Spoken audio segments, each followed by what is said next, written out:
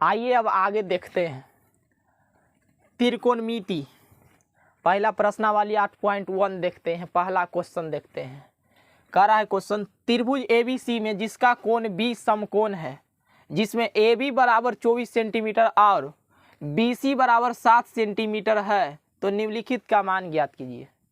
पहला है sign A comma कौस A और दूसरा है साइन C कौमा कौस C। पहले हम त्रिभुज लेंगे।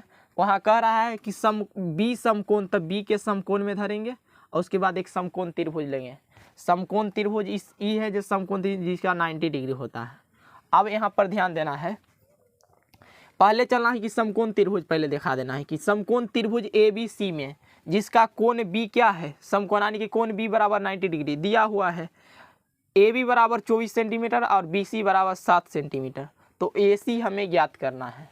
तब पाइथागोरस महाराज एक थ्योरम दिए थे कि किसी समकोण त्रिभुज में कर्ण का वर्ग अन्य दो भुजाओं के वर्गों के योग के बराबर होते हैं।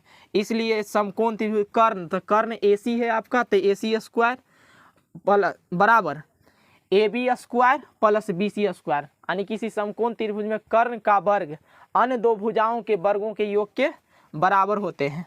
अब यहाँ ध्यान देना है, यहाँ स्क्वायर है, स्क्वायर हटेगा तो अंडर रूट चढ़ जाएगा। यहाँ पर कुछ नहीं चेंज करना है, खाली स्क्वायर हटाइए, अंडर रूट कर दीजिए, तो AC बराबर हो गया under root AB square plus BC square. अब यहाँ पर देखिएगा कि यहाँ AB का मान दिया हुआ है यहाँ पर, तो AB का मान दे दीजिए 24 है, तो 24 का स्क्वायर अब प्लस BC का मान 7 है, तो 7 दे दीजिए, 7 का स्क्वायर। अब 24 का स्क्वायर कीजिएगा तो स्क्वायर गुना यानी कि 24 गुना 24 करिएगा तो आ जाएगा 576, और 7 के स्क्वायर कर दीजिएगा तो आ जाएगा 49। अब वहाँ देखिएगा जोड़िएगा तो 625 आ जाएगा। अब 625 का पहले वर्गमूल निकालेंगे, तो वर्गमूल निकालेंगे तो कितना, 625 का वर्गमूल होता है 25 गुना 25, वर्गमूल में 2 का जोड़ा लगता है, तो 25 कॉमन कीजिए तो 25 आ गया, इसका वर्गमूल AC आ गया। अब देखना है कि क्वेश्चन कौची कहा है, ये देखना है। पहला कहा है कि साइन A का मान याद करना है, तो साइन A देखिए कि ऊपर है, तो इसका संलग्न भुजा ही लंब हो जाएगा, ये A है, तो इसका संलग्न भुजा ई है, तो ये लंब हो जाएगा और ये आधार हो जाएगा।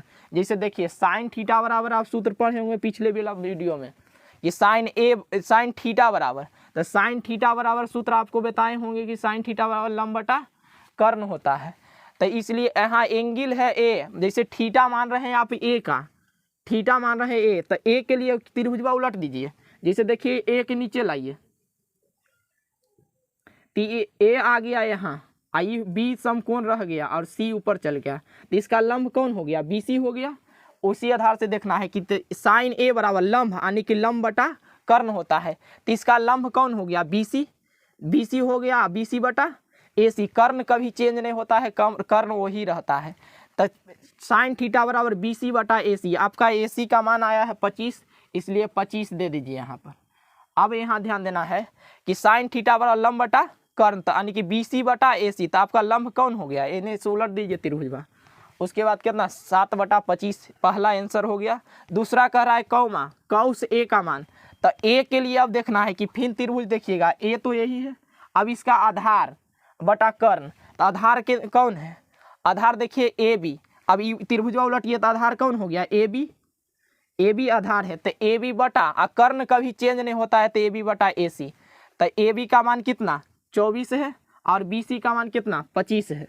अब आगे दूसरा देखिए साइन C, अब त्रिभुज सोझा है एकदम, थीटा मानिए इसको, तो इसका थीटा के लिए लंब ई हो जाएगा और आधार हो जाएगा ई।